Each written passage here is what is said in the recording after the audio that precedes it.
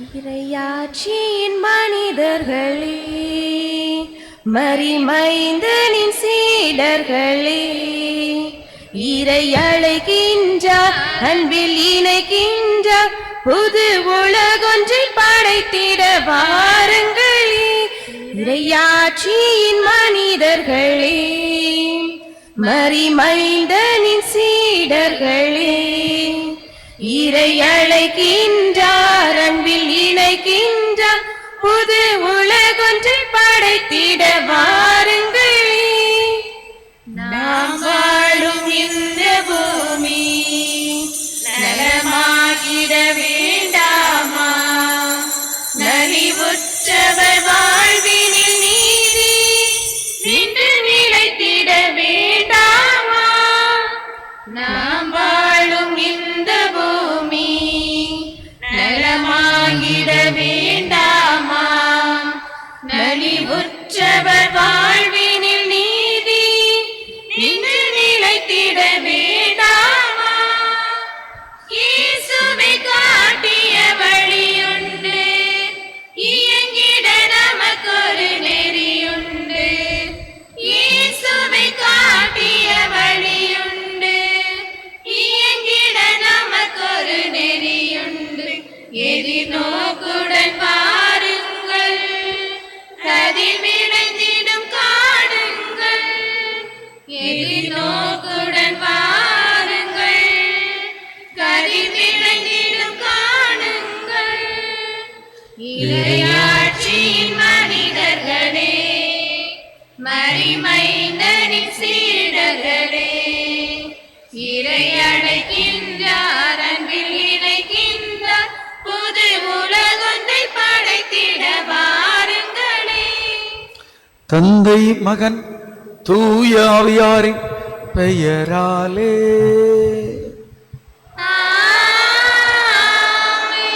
நம் ஆண்டவராகிய இயேசு கிறிஸ்துவின் அருளும் கடவுளின் அன்பும் தூய ஆவியாரின் நட்புறவும் உங்கள் அனைவரோடும் இருப்பதாக.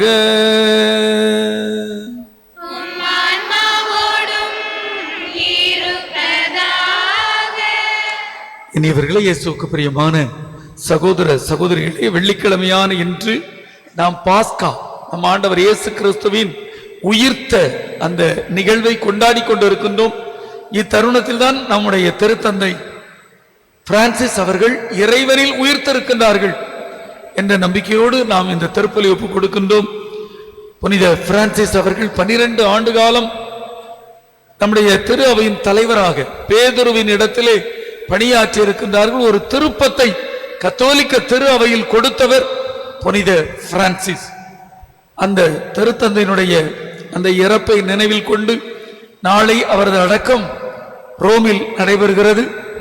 அந்த அடக்கத்திற்கு பல நாடுகளில் இருந்தும் தலைவர்கள் சென்று இருக்கின்றார்கள். நமது நாட்டில் இருந்தும் நமது ஜனாதிபதி சென்று இருக்கின்றார், மற்றும் அமைச்சர்கள் சென்று இருக்கின்றார்கள்.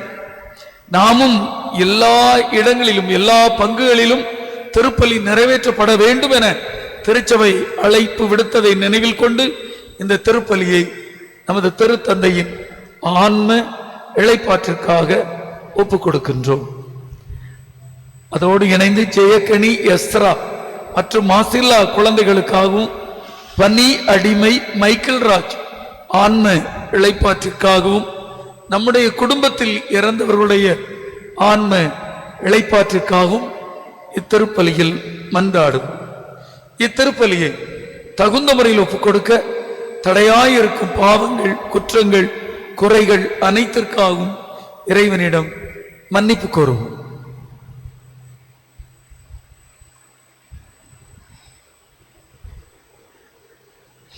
எல்லாம் வல்ல இறைவனிடமும் சகோதர சகோதரிகளே, உங்களிடமும் நான் பாவியை ஏற்றுக்கொள்கிறேன். ஏனெனில் என் சிந்தனையால், சொல்லால், செயலால், கடமையில் தவறியதால் பாவங்கள் பல செய்து என் பாவமே, என் பாவமே, என் பெரும் பாவமே. ஆகையால் எப்பொழுதும் கன்னியான புனித மரியாள், வான தூதர்கள், புனிதர்கள் அனைவரை, சகோதர சகோதரிகளை உங்களை நம் இறைவனாகிய ஆண்டவர் எனக்காக வேண்டிக் கொள்ள மன்றாடு. எல்லாம் வல்ல இறைவன் நம்முடைய பாவங்கள், குற்றங்கள், குறைகள் அனைத்தையும் மன்னித்து நம்ம நிலையான வாழ்விற்கு அழைத்து செல்வாராக. ஆண்டவரே இரக்கமாயிரும். ஆண்டவரே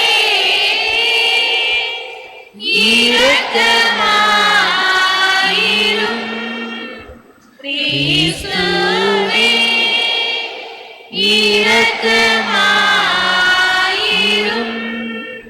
கிறிஸ்துவே இரக்கமாயிரும். ஆண்டவரே இரக்கமாயிரும். ஆண்டவரே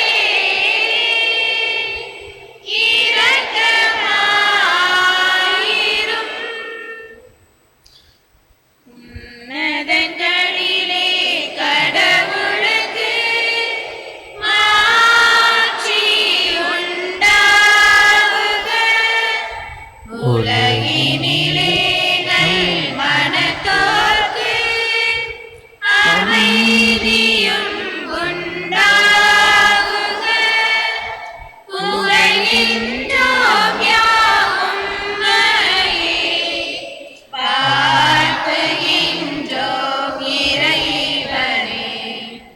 உமக்கு ஆராதனை புரிந்து உம்மை மாட்சிப்படுத்துகின்றோம் யாம்.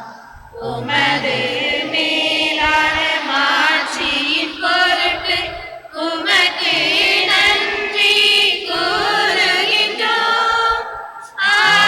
ஆண்டவராகிய இறைவனே, வானுலக அரசரே, ஆற்றல் அனைத்தும் கொண்டு இறங்கும் வல்ல தந்தை இறைவனே, ஒரே மகனாக உதித்த ஆண்டவர் இயேசு கிறிஸ்து இறைவனே, ஆண்டவராகிய இறைவனே, இறைவனின் செம்மறியே, தந்தையினின்று என்றென்றுமாக உதித்த இறைவன் மகனே, உலகின் பாவம் போக்குபவரே, நீர் எம் மீது இரங்குமீ.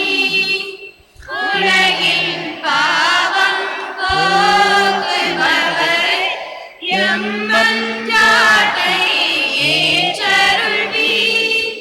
தந்தையின் வலப்பக்கம் வீற்றிருப்பவரே, நீர் எம் மீது இரங்குமீர். ஏனெனில் இயேசு கிறிஸ்துவே, நீர் ஒருவரே தூயவர். நீர் ஒருவரே ஆண்டவர். நீர் ஒருவரே உன்னதர். தூய ஆவியாரோடு தந்தை இறைவன் ஆட்சியில் இருப்பவர் நீரே. ஆமென். மன்றாடுவோமாக. என்றென்றும் உள்ள எல்லாம் வல்ல இறைவா, மனித குலத்தை ஒப்புரவாக்குவதற்காக நீர் நிறுவிய உடன்படிக்கையில் பாஸ்கா மறைபொருளை எங்களுக்கு தந்தீரே. நாங்கள் அறிக்கையிட்டுக் கொண்டாடுவதை செயல்களில் வெளிப்படுத்த எங்கள் உள்ளங்களை தூண்டி எழுப்புவீராக. உம்மோடு தூயாவியாரின் ஒன்றிப்பில் இறைவனாய் என்றென்றும் வாழ்ந்து ஆட்சி செய்கின்ற அவர் வழியாக உம்மை மன்றாடுகிறோம்.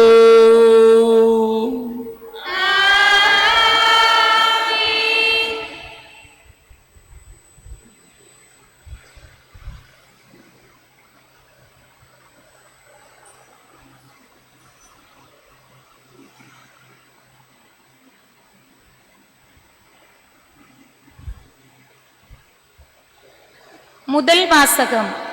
இயேசுவில் அன்றி வேறு எவராலும் மீட்பு இல்லை. திருத்தூதர் பணிகள் நூலிலிருந்து வாசகம். அதிகாரம் 4, இறை வார்த்தைகள் 1 முதல் 12 முடிய. அந்நாட்களில் பேதுருவும் யோவானும் மக்களோடு பேசிக் கொண்டிருந்தனர். அப்போது குருக்களும் சதுசேயர்களும் கோவில் காவல் தலைவரும் அங்கு வந்தார்கள். அவர்கள் மக்களுக்கு கற்பிப்பதையும் இறந்தோர் இயேசுவின் மூலம் உயிர்த்தெழுவர் என்று அறிவித்ததையும் கண்டு எரிச்சல் அடைந்து அவர்களை கைது செய்தார்கள். ஏற்கனவே மாலையாகிவிட்டதால் மறுநாள் வரை காவலில் வைத்தார்கள். அவர்களுடைய வார்த்தைகளை கேட்ட பலரும் நம்பிக்கை கொண்டனர். இவ்வாறு நம்பிக்கை கொண்ட ஆண்களது எண்ணிக்கை ஏறக்குறைய 5000.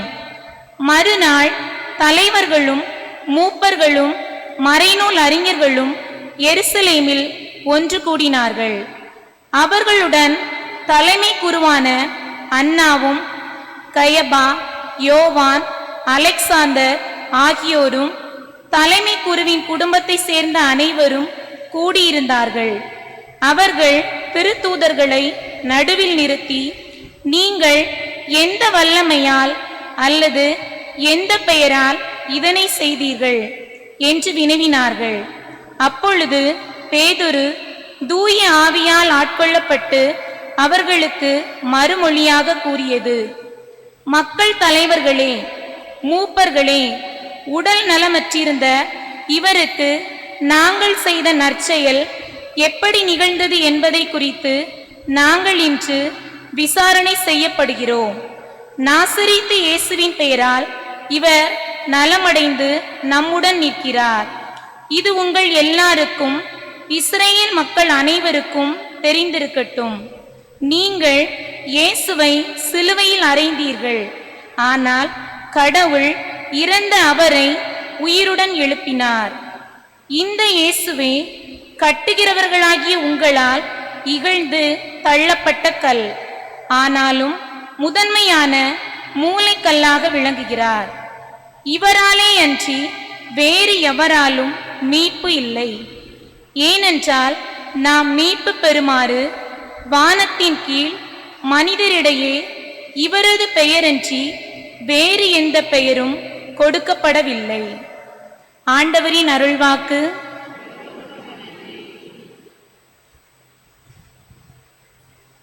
பதிலுரை பாடல்.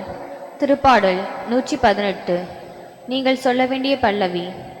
கட்டுவோர் புறக்கணித்த கல்லே கட்டடத்தின் மூலைக்கல் ஆயிற்று.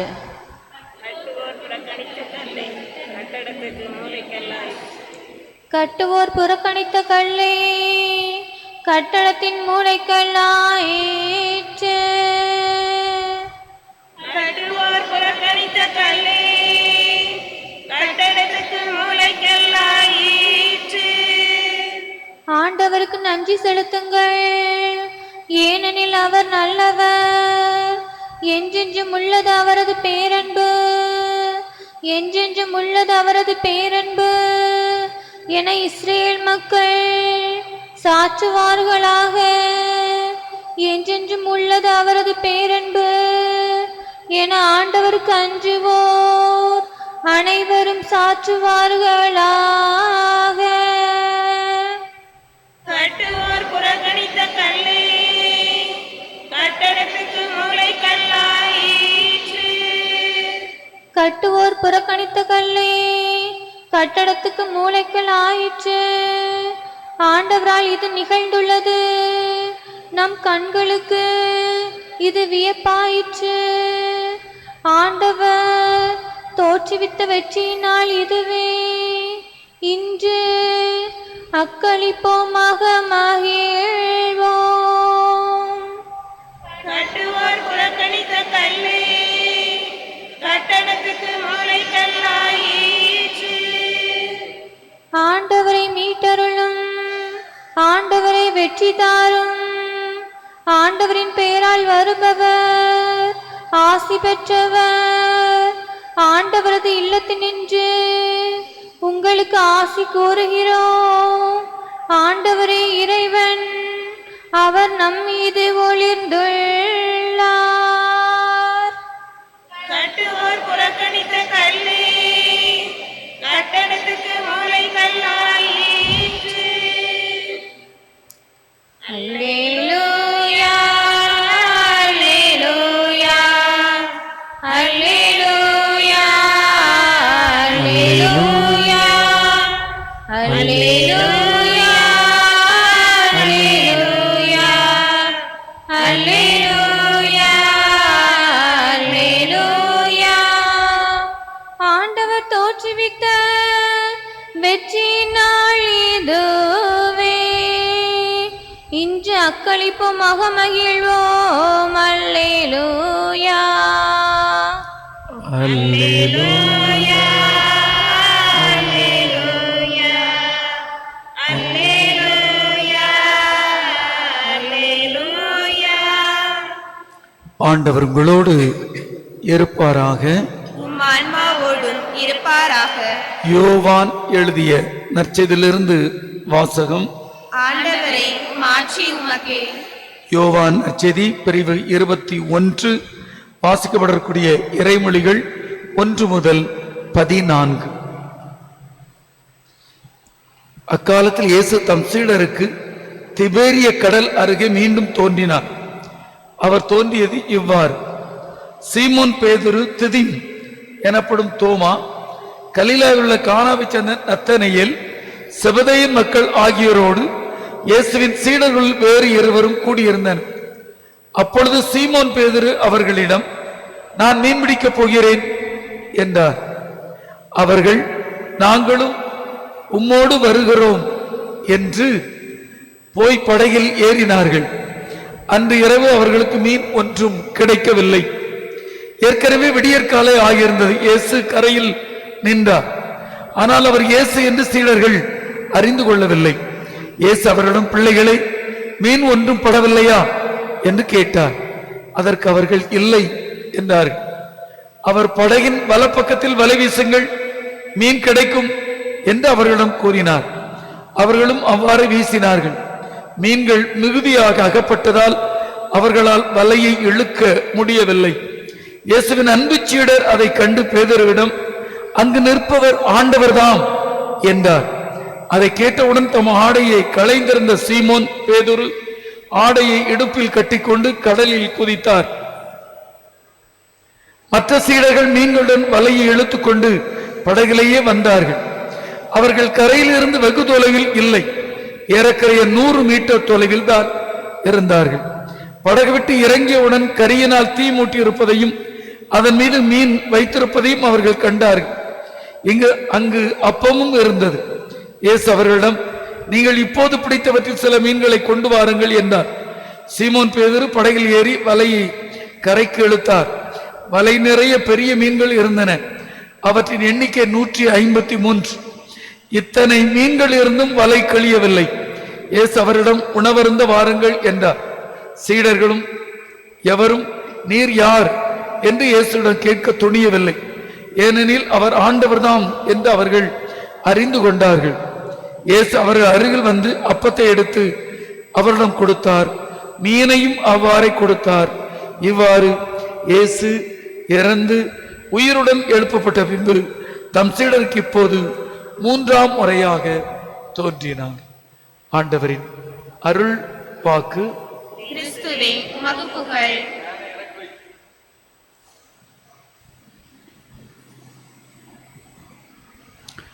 இனியவர்களே, நமது திருத்தந்தை பிரான்சிஸ் அவர்கள் இறைவனடி சேர்ந்திருக்கின்றார்கள். அதனை நினைத்து நாம் செபித்து இந்த அஞ்சலியை செலுத்திக் கொண்டிருக்கின்றோம். உலகளாவிய கத்தோலிக்க கிறிஸ்தவர்களின் அடையாளம் மட்டுமல்ல, கிறிஸ்தவர்களின் அடையாளமாக திருத்தந்தை இருக்கின்றார்கள். இதைத்தான் தமிழகத்தில் உள்ள பல பிரிவினை சபைகள் இந்த 4 நாட்களில் எடுத்து இயம்பிக் கொண்டிருக்கின்றார்கள். அது பெருமைக்குரியதாக இருக்கிறது. கத்தோலிக்க கிறிஸ்தவத்திற்குள் மட்டும் திருத்தந்தையை நீங்கள் முடக்கி விடாதீர்கள். கிறிஸ்தவர்களின் அடையாளம் திருத்தந்தை என்பதையும் ஏற்றுக்கொண்டிருப்பது பெரும் மகிழ்வை தருகிறது. அதுவும் மிகச் சிறப்பாக இன்று இறைவனடி சேர்ந்து நமக்காக ஜெபிக்கக்கூடிய திருத்தந்தை பிரான்சிஸ் அவர்கள் 140 கோடி கிறிஸ்தவர்களின் தலைவர் மட்டுமல்ல, அகில உலக மக்களின் தலைவராகவும் இருந்தார் என்பதை இன்று அகில உலகமே சொல்லிக் கொண்டிருக்கிறது. நம்ம இந்தியாவில் கூட 3 நாட்கள் தேசிய கொடி அரை கம்பத்தில் பறக்க விட்டு துக்கம் கொண்டாடப்படுகிறது. மற்ற எல்லா நாடுகளிலுமே திருத்தந்தையின் மறைவுக்கு துக்கம் கொண்டாடி கொண்டிருக்கின்றார்கள். இந்த திருத்தந்தை பிரான்சிஸ் அவர்கள் ஒரு புதிய சகாப்தத்தை தந்தார் என்பதும் உண்மை. ஏனென்றால் எல்லா மக்களும் என் சகோதரர்கள், கடவுளின் பிள்ளைகள் என்ற எண்ணத்தோடுதான் நமது திருத்தந்தை பிரான்சிஸ் அவர்கள் 12 ஆண்டு காலம் திருத்தந்தையாக பணியாற்றினார்கள் என்பது பெரும் மகிழ்வை தருவதாக இருக்கிறது. அவரை பற்றி சின்ன வரலாற்று நிகழ்வுகளை சொல்ல வேண்டும் என்று சொன்னால், அர்ஜென்டினா நாட்டில் 1936 டிசம்பர் 17 கிறிஸ்து பிறப்பதற்கு முன்பே அவர் அந்த சமயத்திலே பிறந்து புவனஸ் அயர்சிஸ் என்ற இடத்திலே பிறக்கின்றார். அவருடைய தந்தை இத்தாலி நாட்டிலிருந்து அர்ஜென்டினாவுக்கு குடி பெயர்ந்தவர். அவர் புகைவண்டி நிலையத்திலே பணிபுரிந்தவராக இருக்கின்றார். தாய் இத்தாலி வம்சாவளியாக அர்ஜென்டினாவிலே இருக்கின்றார். நன்றாக பார்த்து விடுங்கள். திருத்தந்தை அவர்கள் சொல்லுகிறார், என் தாய் தந்தையின் கடின உழைப்பும் என் பாட்டி தாத்தாவின் நல்ல கிறிஸ்தவ மதிப்பீடுகளை தந்ததும் தான் என்னை கிறிஸ்தவத்திற்குள் அழைத்தது என்று சொல்லுகின்றார். பிரான்சிஸ் என்று அழைக்கின்றோம் திருத்தந்தையை, ஆனால் அவரது இயற்பெயர் பெர்கோக்லியோ என்பதாக இருக்கிறது. அவருடன் உடன் பிறந்தவர்கள் 4 பேராக இருக்கின்றார். பெர்கோலியோ என்ற நமது திருத்தந்தை அவர்கள் பட்ட படிப்பை முடித்துவிட்டு இயேசு சபையிலே தன்னை இணைத்துக் கொள்ளுகின்றார். 1958 தனது 22வது வயதிலே இயேசு சபையிலே நொவிஷியேட், அந்த நுழைவு, அந்த துறவு மடத்திலே சேர்கின்றார்கள். மிக அருமையான படிப்பாளராகவும் மக்களிடம், அந்த சக மாணவர்களிடம் மிக மனிதாபிமானத்தோடு இருப்பவராகவும் இருக்கின்றார் பெர்கோலியோ. 1963 அதாவது அவர் குருவாக, 1969 குருவாக உயர்த்தப்படுகிறார் இயேசு சபையிலே. 1973 குரு மடத்தின் அதிபராக இருக்கின்றார். குரு மாணவர்களுக்கு பேராசிரியராகவும் இருக்கின்றார். 1992 புவனஸ் அயர்ஸ் என்ற மறை மாவட்டத்தின் துணை ஆயராக திருத்தந்தை அவர்களை நியமிக்கின்றார்கள். ஒரு ஆண்டிலேயே பேராயராக உயர்த்தப்படுகின்றார். 2001 நம்முடைய திருத்தந்தை பெர்கோலியோ அவர்கள் புனித ஜான்பால் அவர்களால் கர்தினாலாக உயர்த்தப்படுகின்றார்கள். திருத்தந்தையாக இருக்கும் பொழுது, மன்னிக்கவும், ஆயராக இருக்கும் பொழுதும் கர்தினாலாக உயர்த்தப்பட்ட பொழுதும் பொது பேருந்துவைத்தான் பயன்படுத்தி இருக்கின்றார். அவர் ஏழைகள் மீது அக்கறை கொண்டவராக இருந்திருக்கின்றார். ஆடம்பரமாக பேராயராக இருந்த பொழுதும் அவர் மாளவில்லை. 2005 2011 வரை அர்ஜென்டினா ஆயர்களின் மாமன்றத்தின் தலைவராக இருந்து ஒரு அருமையான செயல்பாட்டை செய்திருக்கின்றார். அது அர்ஜென்டினாவிலே பெரிய வளர்ச்சியை கொடுத்திருக்கிறது. அதுதான் இவரது வாழ்வின் திருப்பு முனையாகவும் இருந்திருக்கின்றது. 76 வயதிலே திருத்தந்தையாக இவர் நியமிக்கப்படுகின்றார். அதாவது திருத்தந்தை 16ஆம் பெனடிக்ட் தன்னுடைய பதவியை ராஜினாமா செய்து ஓய்வு எடுத்தவுடன் 76 வயதிலே திருத்தந்தை அவர்கள் பொறுப்பெடுக்கின்றார்கள். அந்த சமயத்திலே இவர் தனது பெயரை மாற்றுகின்றார், பிரான்சிஸ் என்று மாற்றுகின்றார். சக கூட இருந்த கர்தினால்கள் இவர் தேர்ந்தெடுக்கப்படும் பொழுது சொல்லுகின்றார்கள், நீங்கள் ஏழைகளையும் திருச்சபையும் உயர்த்த வேண்டும் என்று சொன்ன பொழுதுதான் பிரான்சிஸ் அசிசி ஏழைகளுக்காக வாழ்ந்தவர், பல திட்டங்களை திரு அவை உயர்வதற்காக உழைத்தவர் என்பதனால் பிரான்சிஸ் என்ற பெயரை தன்னுடைய திருத்தந்தையின் பணிக்காக தேர்ந்தெடுக்கிறார். திருத்தந்தையின் பணி தேர்ந்தெடுக்கப்பட்டவுடன் அவர் மக்கள் காத்திருப்பார்கள். அந்த காத்திருக்கும் பொழுது அவர் வந்து தன்னை திருத்தந்தையாக உயர்த்தியிருக்கிறார்கள் என்பதை வெளிப்படுத்தும் வகையிலே மக்களுக்கு தன்னை வெளிப்படுத்தும் பொழுது அவர் தலைகுனிந்து எனக்காக செபியுங்கள் என்று கேட்ட முதல் திருத்தந்தையாக இருக்கின்றார். அது மட்டுமல்ல, அவர் மக்களுக்கு நல் உரை ஆற்றிய பின்பு திருத்தந்தைக்கென்று தனி வாகனம், தனி பங்களா உண்டு. ஆனால் அவர் அந்த வாகனத்தையும் பங்களாவையும் தவிர்த்துவிட்டு மற்ற கர்தினால்கள் இவரை தேர்ந்தெடுத்தார்களே, அந்த கர்தினால்கள் சென்ற பேருந்திலேயே இவர் சென்றார். திருத்தந்தைக்குரிய அந்த பெரிய பங்களாவை இறுதி வரை அவர் பயன்படுத்தவில்லை. மாறாக மார்த்தாள் என்ற ஒரு சிறிய கட்டிடத்தை பயன்படுத்தி அங்குதான் பிரான்சிஸ் தன்னுடைய பணியை தொடங்கினார், திறம்பட செயல்பட்டார். இவருக்கு ஒரு மாதத்திற்கு 26 லட்சம் ரூபாய் செலவுக்கு கொடுக்கப்படும். ஆனால் இவர் அந்த பணம் எனக்கு தேவையில்லை, மாறாக திரு அவையின் ஏழைகளின் வளர்ச்சிக்கு என்று கொடுத்து விட்டார் என்பதுதான் திருத்தந்தையின் மாபெரும் செயலாக இருக்கிறது. அதுபோல கர்தினால்கள், அங்கு இருக்கக்கூடிய பெரியவர்கள், பெரிய பொறுப்பில் இருக்கிறவர்கள் உண்ணக்கூடிய உணவகமோ இல்லை என்றால் தனக்கென்று தனி உணவகமோ வைத்துக் கொள்ளவில்லை. திருத்தந்தை பிரான்சிஸ் அவர்கள் அங்கு உழைப்பாளர்கள் உண்டு இருந்த அந்த சிற்றுண்டி சாலையில் தான் கடைசி வரை உணவருந்தினார் என்பது பிரான்சிஸ் நமக்கு தரக்கூடிய மிகப்பெரிய செய்தியாக இருக்கிறது. இறந்த பின்பு அவரது அறையை பூட்டினார். பூட்டிய பொழுது உள்ளே பார்த்த பொழுது அவரிடம் இருந்த பணம் எவ்வளவு தெரியுமா? $100 மட்டுமே, 8500 ரூபாய் மட்டுமே அவரிடம் இருந்தது. மீதி கொஞ்சம் போல் சில்லறை இருந்தது. அப்படி தன்னை எளிமையாக வைத்துக் கொண்டவர்தான் திருத்தந்தை பிரான்சிஸ் அவர்கள். ஏழைகள் மேல் அக்கறை கொண்டவர், இளையோர் மேல் அக்கறை கொண்டவர், வேலையில்லாத இளையோருக்காக செபித்தவர், வழிகாட்டியவர் புனித பிரான்சிஸ்.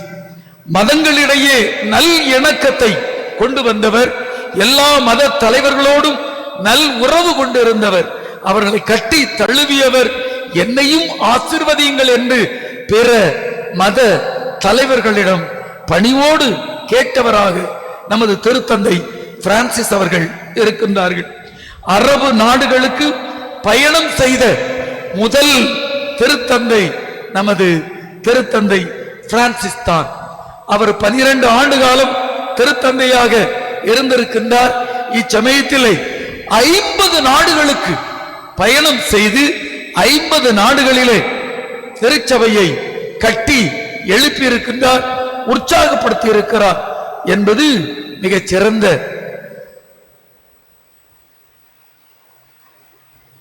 செய்தியாக நமக்கு இருக்கிறது. இவர் பல சினட் என்றால் கூட்டங்களை கூட்டி அந்த கூட்டங்களின் வழியாக குடும்ப வாழ்வு சிறந்திருக்க வேண்டும், குருக்கள் வாழ்வு சிறந்திருக்க வேண்டும். குருக்கள் தவறு தீமை செய்யும் பொழுது கண்டிப்பாக மற்ற மக்கள் போல தண்டிக்கப்பட வேண்டும் என்பதையும் செயல்படுத்தியவர் திருத்தந்தை பிரான்சிஸ் அவர்கள். இவர் பல பேரை புனிதராக உயர்த்திட இறைவனிடம் மன்றாடி செயல்படுத்தி இருக்கின்றார்.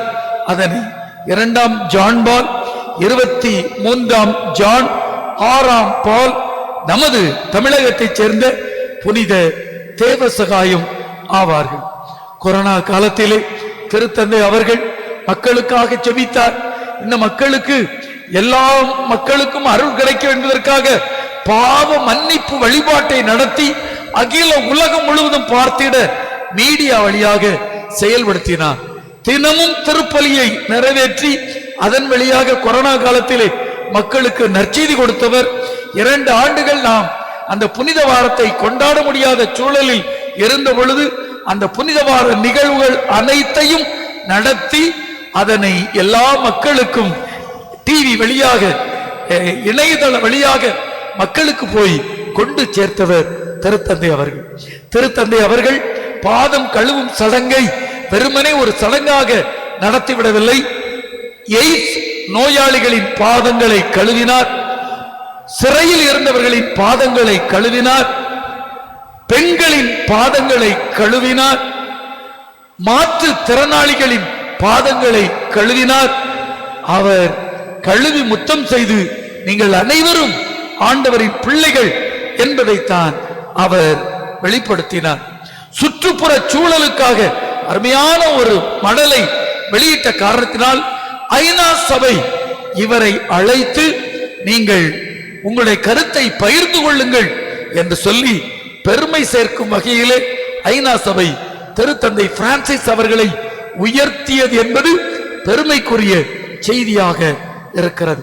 150 நாடுகள் இணைந்த குழுவில் நமது திருத்தந்தை பிரான்சிஸ் அவர்கள் சிறப்பு தலைவராக இருக்கிறார் என்பதும் மிகவும் மகிழ்வை தருவதாக இருக்கின்றது. மனிதாபிமானத்தோடு நடந்து கொண்டவர் என்பதற்கு பல உதாரணங்களை நமது திருத்தந்தை பிரான்சிஸ் அவர்களுக்கு செயல்படுத்த முடியும். ஏனென்றால் அவர் சாதாரண மக்களோடு உரையாடுகிறவர். பத்திரிகையாளர்களோடு நான் பாவி என்று சொன்னவர், எனக்காகவும் ஜெபிக்க வேண்டும் என ஜெப வேண்டுகோள் விடுத்தவர். பத்திரிகையாளர்களிடம் இன்னும் இந்த ஓரின சேர்க்கை இவைகளெல்லாம் கடவுள் புரிந்து கொள்ளுகிறார், ஆனால் திரு அவை ஏற்றுக்கொள்ளவில்லை என்பதையும் தெளிவுபடுத்தியவர். பெண் குருத்துவத்தை நான் திரு அவைக்காக நிச்சயம் கடவுளின் விருப்பப்படி நடத்துகிறேன், ஆனால் பெண் பணியாளர்கள் திரு அவையில் இருக்க வேண்டும் என உயர்ந்த நிலையில் வத்திக்கானில் பெண் பணியாளர்களை நியமித்ததும் நமது திருத்தந்தை பிரான்சிஸ் அவர்கள் இறந்து இறைவனடி சேர்ந்திருக்கின்றார்கள். அந்த இறப்பிலும் எளிமையை வெளிப்படுத்தி இருக்கின்றார்கள். பொதுவாக ஒரு திருத்தந்தை இறந்து விட்டால் 3 பெட்டிகளில் அதனை உள்வைத்து அடக்கம் செய்வார்கள். அந்த பெட்டிகள் அனைத்துமே விலை மதிப்புக்குரியதாக இருக்கும். அந்த பெட்டியை மூடும் ஆணிகள் தங்க ஆணிகளாக இருக்கும். ஆனால் திருத்தந்தை அவர்கள் எந்தவித ஆடம்பரமான பெட்டி எனக்கு செய்யக்கூடாது, சாதாரண மரப்பெட்டிதான் எனக்கு அடக்கம் செய்யப்பட வேண்டும், அதுபோல் பல நாட்கள் துக்கம் எனக்காக அனுசரிக்க கூடாது, கூடிய விரைவிலேயே எனக்கு அடக்கத்தை நிறைவேற்ற வேண்டும். அதுபோல திருத்தந்தையர்களுக்கான அடக்க நிலை அந்த சென்ட் பீட்டர்ஸ் பசிலிக்காவிலேயே இருக்கிறது. அந்த பசிலிக்காவில் வைக்க வேண்டிய அவசியம் இல்லை. அவருக்கு அன்னை மரியாள் நன்றாக பிடிக்கும். அதாவது பனி மாதா கோவில், மேரி மேஜர், மரியா மஜோரே என்று இத்தாலி மொழியிலே சொல்வார்கள். அந்த பசிலிக்காவில் சாதாரணமான ஒரு இடத்தில்தான் என்னை அடக்கம் செய்ய வேண்டும் என்று சொல்லி இருக்கின்றார். இந்த திருத்தந்தை பிரான்சிஸ் அவர்களை நான் பலமுறை பார்த்திருக்கிறேன். ஒரு முறை என் கையை பிடித்து அழகாக பேசும் பொழுது சொன்னார்கள், இந்தியாவில் கிறிஸ்தவம் வளர்வது மகிழ்வை தருகிறது, இந்த பக்கத்தில் கிறிஸ்தவம் மற்றும் குருக்கள் குறைவாக இருப்பது வேதனையாக இருக்கிறது என்று சொன்னார்.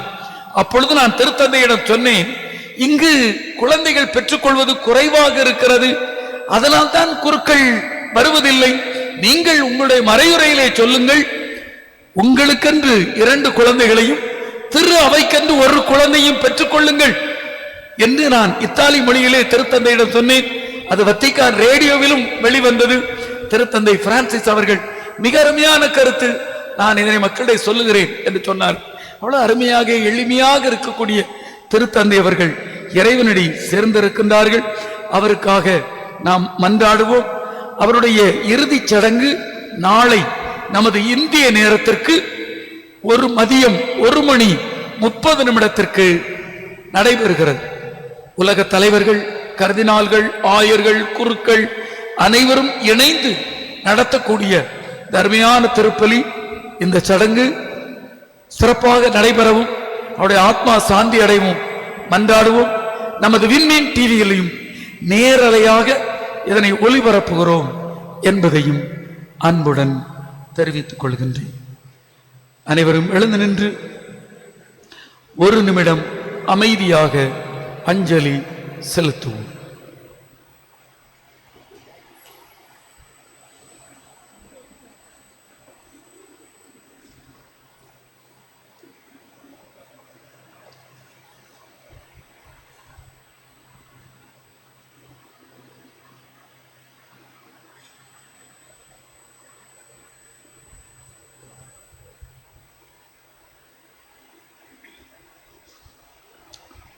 காணிக்கை பாடல். வந்தோம் தந்திடவே தந்தாயிற்றிடுவாய், எம் வாழ்வை உமக்கே பலியாய் தந்தோம் அன்பாயிற்றிடுவாய். வந்தோம் தந்திடவே தந்தாயிற்றிடுவாய், எம் வாழ்வை உமக்கே பலியாய் தந்தோம் அன்பாயிற்றிடுவாய். இறைவா உன்னில் இணையா வாழ்வு இருந்தும் பயனென்ன, இறைவா உன்னில் இணையா வாழ்வு இருந்தும் பயனென்ன, ஈகத்தில் நீ தந்த வாழ்வை தந்தால் எனக்கு இழப்பென்ன, இனி வாழும் காலம் இனிதாக வேண்டும், இறைவா உன்னோடு இணைதாக வேண்டும், இணைந்தாக வேண்டும். சகோதரர்களே, சகோதரிகள், என்னுடையதும் உங்களுடையதுமான இப்பலி எல்லாம் வல்ல இறைவனுக்கு ஏற்றதாகும்படி ஜெபியுங்கள். ஆண்டவர் தமது பெயரின் புகழ்ச்சிக்காகவும் மாட்சிக்காகவும் நமது நன்மைக்காகவும் புனித திரு அவை அனைத்து நலன்களுக்காகவும் உமது கையில் இருந்து இப்பலியை ஏற்றுக்கொள்வாராக. ஆண்டவரே, இந்த பாஸ்கா காணிக்கைகளால் நிகழ்ந்த உறவு பரிமாற்றத்தை கனிவுடன் எங்களில் நிறைவுக்கு கொண்டு வர உம்மை வேண்டுகின்றோம். அதனால் நாங்கள் மன்னக நாட்டங்களில் விடுபட்டு விண்ணகத்தின் மீது விருப்பம் கொள்ள செய்வீராக. எங்கள் ஆண்டவராகிய கிறிஸ்து வழியாக உம்மை மன்றாடுகிறோம்.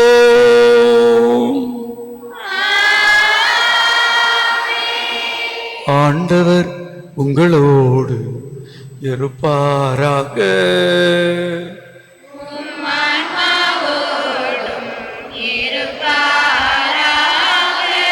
இதயங்களை ஆண்டவரிடம் எழுப்புங்கள்.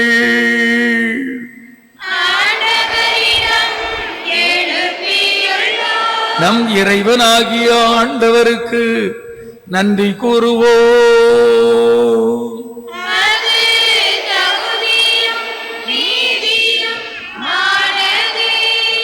ஆண்டவரே, எக்காலத்திலும் உம்மை புகழ்ந்துரைப்பதும் எல்லாவற்றுக்கும் மேலாக எங்கள் பாஸ்காவாகிய கிறிஸ்து பலியான இச்சிறப்பான காலத்தில் உம்மை இன்னும் மிகுதியாக வாழ்த்தி போற்றுவதும் மெய்யாகவே தகுதியும் நீதியுமாகும்.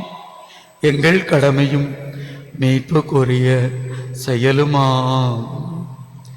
ஏனெனில் உலகின் பாவங்களை போக்கும் மெய்யான செம்மறி அவரே, எங்கள் சாவை தமது சாவால் அளித்தவரும் தமது உயிர்ப்பினால் எங்கள் வாழ்வை புதுப்பித்தவரும் அவரே.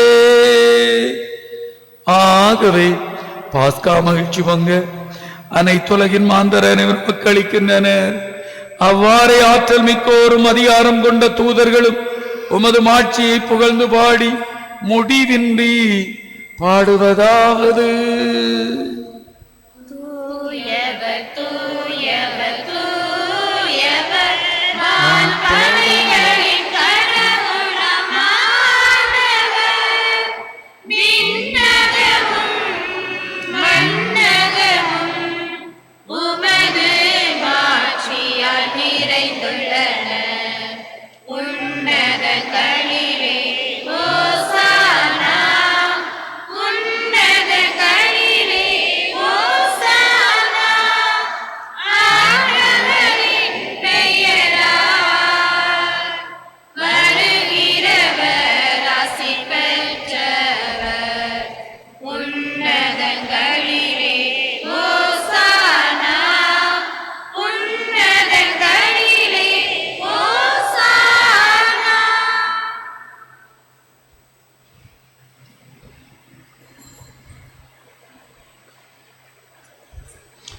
ஆண்டவரே, நீர் மெய்யாகவே தூயவர், தூய்மை அனைத்துக்கும் ஊற்று.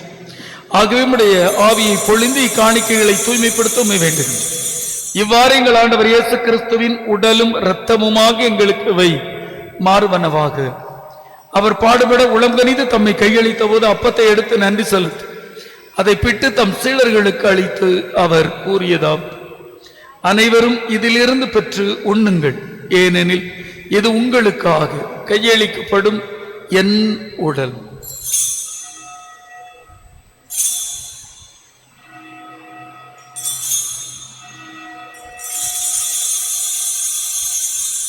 அவனமே உணவருந்தியவின் கிண்ணத்தையும் எடுத்து மீண்டும் நன்றி கூறி தம் சீடர்களுக்கு அளித்து அவர் கூறியதாவது, அனைவரும் இதிலிருந்து பெற்று பருகுங்கள், ஏனெனில் இது புதிய நிலையான உடன்படிக்கைக்குரிய என் இரத்தத்தின் கிண்ணம். இது பாவ மன்னிப்புக்கென்று உங்களுக்காகவும் பலருக்காகவும் சிந்தப்படும். இதை நினைவாக செய்யுங்கள்.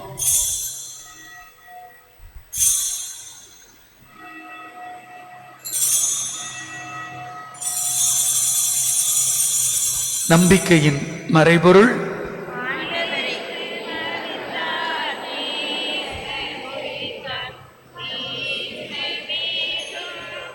ஆகவே ஆண்டவரே, உமது திருமகனின் பாடுகளையும் உயிர்ப்பையும் நினைவு கூர்ந்து வாழ்வு தரும் அப்பத்தையும் மீட்பளிக்கும் கிண்ணத்தையும் ஒப்புக் கொடுக்கின்றோம். உம் திருமண ஊழியம் புரிய தகுந்தவர்களே எங்களை ஏற்றுக்கொண்டீர். எனவே உமக்கு நன்றி செலுத்துகின்றோம். மேலும் கிறிஸ்துவின் உடலிலும் இரத்தத்திலும் பங்குள்ளும் எங்களை தூய ஆவியார் ஒன்று சேர்க்க வேண்டுமென உம்மை தாழ்மையுடன் மன்றாடுகிறோம். ஆண்டவரை, உலகெங்கும் வரைக்கும் திரு அவையை நினைவு கூர்ந்தருளும். இறந்து போன எங்கள் திருத்தந்தை பிரான்சிஸ், அவரது நிலையில் இருக்கக்கூடிய கர்தினால்கள் மற்றும் எங்கள் ஆயர் ஸ்டீபன், எல்லா திருநிலையினர் ஆகிய அனைவரோடும் உமது திரு அவை அன்பில் நிறைவேறச் செய்தருள். இறைவாமிடம் அழைத்துக் கொண்டே எங்கள் திருத்தந்தை பிரான்சிஸ் என்னும் மடியாரை நினைவு கூர்ந்தருள். உம் திருமகனோடு அவரது இறப்பில் இணைந்திருக்கப்பட்ட இவர் உயிர்ப்பிலும் அவரை போல் இருக்க செய்தருள். மேலும் உயிர்த்தெழும் எதிர்நோக்குடன் துயில் கொள்ளும் எங்கள் சகோதர சகோதரிகளை இறந்தோர் அனைவரையும் இரக்கத்துடன் நினைவு கூர்ந்து உமது திருமுக ஒளியினுள் ஏற்றருள். எங்கள் அனைவர் மீதும் இரக்கமாய் கடவுளின் கன்னித்தாயான புனித மரியா, அவருடைய கணவரான புனித யோசேப்பு, புனித திருத்தூதர்கள், இவ்வுலகில் முக்குகந்தவராயிருந்தோர் ஆகிய புனிதர் அனைவருடனும் நாங்கள் நிலை வாழ்வில் பங்கு கொள்ளும் தகுதி பெற்று உம் திருமகன் இயேசு கிறிஸ்து வழியா உம்மை புகழ்ந்தேத்தும் வரம் அருள உம்மை மன்றாடுகிறோம். இவர் வழியாக இவரோடு இவரில் எல்லாம் வல்ல இறைவனாகிய தந்தையே, தூய ஆவியாரின் ஒன்றிப்பில் எல்லா புகழும் மாட்சியும் என்றென்றும் உமக்கு உரியதே.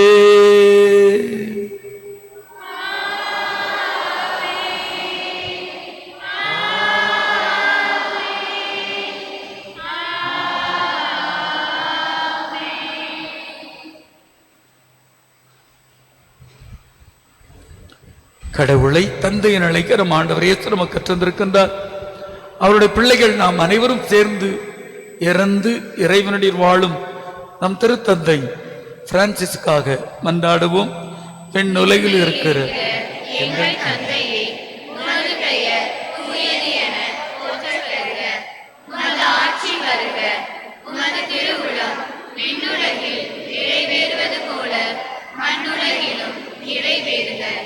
எங்கள் அன்றாட உணவை இன்று எங்களுக்கு தாரும். எங்களுக்கு எதிராக குற்றம் செய்வோரை நாங்கள் மன்னிப்பது போல எங்கள் குற்றங்களை மன்னியும். எங்களை சோதனைக்கு உட்படுத்தாதேயும், தீமையிலிருந்து எங்களை விடுவித்தருளும். ஆண்டவரே, தீமை அனைத்திலும் எங்களை விடுவி. எங்கள் வாழ்நாளில் அமைதியை கனிவுடன் அருளுமை மன்றாடுவோம். மத இரக்கத்தின் உதவியால் நாங்கள் பாவத்திலிருந்து எப்போதும் விடுதலை பெற்று யாதொரு கலக்கமின்றி நலமாயிருப்போமாக. நாங்கள் நம்பியிருக்கும் பேரின்பத்திற்காக எமீட்பராகி இயேசு கிறிஸ்துவின் வருகைக்காக காத்திருக்கின்றோம். ஏனெனில் ஆட்சியும் வல்லமையும் மாட்சியும் என்றென்றும் உமதே. ஆண்டவராய் இயேசு கிறிஸ்துவை, அமைதி உங்களுக்கு விட்டு செல்கிறேன், என் அமைதி உங்களுக்கு தருகிறேன் என்றும் திருத்தூதர்களுக்கு மொழிந்தீரேன். எங்கள் பாவங்களை பாராமல் உமது மேல் கொண்டுள்ள நம்பிக்கையே கண்ணோக்கி எங்களுக்கு அமைதி ஒற்றுமை தந்தருள திருளங்கொள்வீராக. என்றென்றும் வாழ்ந்து ஆட்சி செய்கின்றவர் நீரே. ஆண்டவருடைய அமைதி உங்களோடு என்றும் இருப்பதாக. ஒருவருக்கொருவர் கிறிஸ்துவ அமைதியை பிறரோடு பகிர்ந்து கொள்ளும். அமைதி.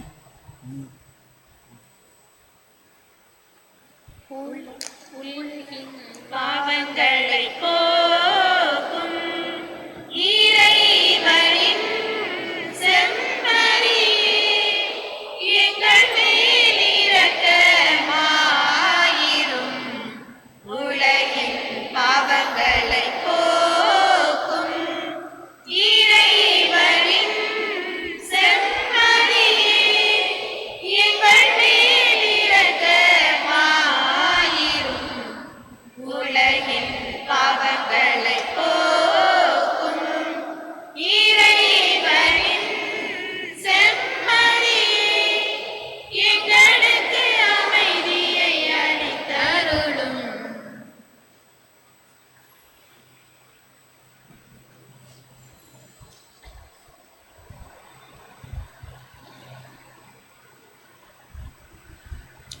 இதோ இறைவனின் செம்மறி, இதோ உலகின் பாவங்களை போக்குகின்றவர். இந்த செம்மறியின் விருந்துக்கு அழைக்கப்பெற்ற நாம் அனைவரும் பேறு பெற்றோர். ஆண்டவரே, நீர் என் இல்லத்தில் எழுந்தருள நான் தகுதியற்றவர். ஆனால் ஒரு வார்த்தை மட்டும் சொல்லியருளும், எனது ஆன்மா நலமடையும்.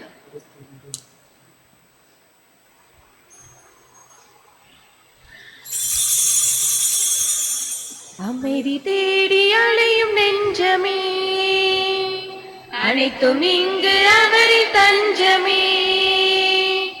அமைதி தேடி அலையும் நெஞ்சமே, அனைத்தும் இங்கு அவரின் தஞ்சமே. நிலையான சொந்தம் நீங்காத பந்தம், நிலையான சொந்தம் நீங்காத பந்தம், அவரின்றி வேறில்லையே. அமைதி தேடி அலையும் நெஞ்சமே, போற்றுவேன் என் தேவனை, பறைசாற்றுவேன் என் நாதனை நாளுமே என் வாழ்விலே. போற்றுவேன் என் தேவனை, பறைசாற்றுவேன் என் நாதனை நாளுமே என் வாழ்விலே. காடுமேடு பள்ளம் என்று கால்கள் சோர்ந்து அலைந்தால் நாடுதே, அது தேடுதே. காடுமேடு பள்ளம் என்று கால்கள் சோர்ந்து அலைந்தால் நாடுதே, அது தேடுதே. அமைதி தேடி அலையும் நெஞ்சமே, அனைத்தும் இங்கு அவரில் தஞ்சமே. இறைவனே என் இதயமே, இந்த இயற்கையின் நல்லியக்கமே, என் தேவனே என் தலைவனே. இறைவனே என் இதயமே, இந்த இயற்கையின் நல்லியக்கமே, என் தேவனே என் தலைவனே. பறந்து விரிந்த உலகம் படைத்து சிறந்த படைப்பாய் என்னை கண்ட தேவனே என் ஜீவனே. பறந்து விரிந்த உலகம் படைத்து சிறந்த படைப்பாய் என்னை கண்ட தேவனே என் ஜீவனே. அமைதி தேடி அலையும் நெஞ்சமே, அனைத்தும் இங்கு அவரின் தஞ்சமே.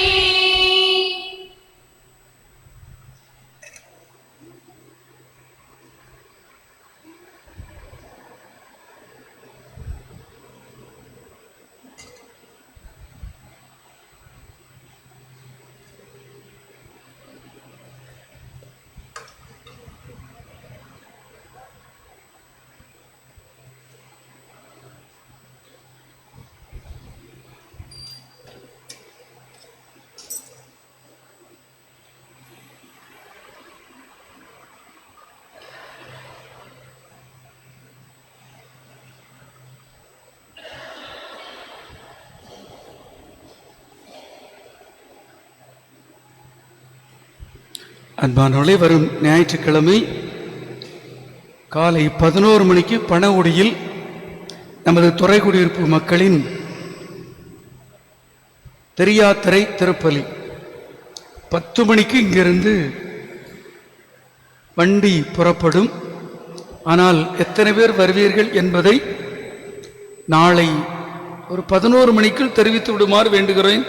அதற்கேற்றாற்போல் தான் வாகனம் ஏற்பாடு செய்யப்படும். ஒரு ஆளுக்கு 100 ரூபாய், முகவர 100 ரூபாய். ஆகவே அந்த அன்பிய பொறுப்பாளர்கள் அதனை தயவு செய்து பெயர்கள் அல்லது எண்ணிக்கை தந்துவிடுமாறு அன்போடு வேண்டுகிறேன். மற்றவர்கள் முடிந்தவர்கள் நீங்கள் வண்டிகளில் வருகிறேன் என்று சொன்னீர்கள். பணகுடியிலிருந்து நிறைய பேர் நம்ம ஊர் சொந்தங்கள் இருக்கிறது. கொஞ்சம் பேர் அங்கேயே 10 நாள் இருக்கிறீங்க, அதனால் இருங்க. ஆனால் அவர்களுக்கு பிரச்சனை இல்லை. நான் 50 பேருக்கு உணவு சொல்லி இருக்கிறேன் என்பதையும் அன்போடு தெரிவித்துக் கொள்கின்றேன். திருப்பலி முடிந்தவுடன் நாம் அனைவரும் பவனியாக நடுவில் வருகின்றோம். குழந்தைகள் எல்லோரும் பவனியாக இந்த கேமராவுக்கு பின்னால் மெழுகுதிரிகளை பற்ற வைத்துக் கொள்வோம். அப்பொழுது நம்முடைய திருத்தந்தையின் பாடல் பாடப்படும். நாம் பவனியாக வந்து ஒரு 10 பேரா வரிசையாக நம்ம நின்றுவோம். அதற்கப்புறம் அந்த பாடல் பாடி முடிந்த பிறகு அந்த மெழுகுதிரியை அஞ்சலி செலுத்திவிட்டு நாம் வீடு செல்வோம். நன்றி. மன்றாடுவோமாக. ஆண்டவரே, உமது பரிவிரக்கத்தால் நீர் மீட்டுக் கொண்டவர்களை தொடர்ந்து பாதுகாத்தருள உம்மை வேண்டுகின்றோம். அதனால் உம் திருமகனுடைய பாடுகளால் மீட்கப்பட்டவர்கள் அவரது உயிர்ப்பில் மகிழ்வார்களாக. என்றென்றும் வாழ்ந்து ஆட்சி செய்கின்ற அவர் வழியாக உம்மை மன்றாடுகிறோம். ஆண்டவர் உங்களோடு இருப்பாராக.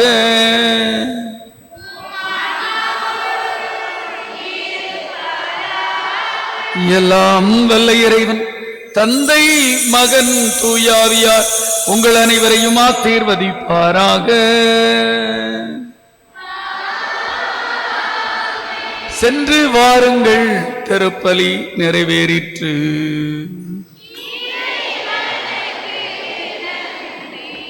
அனை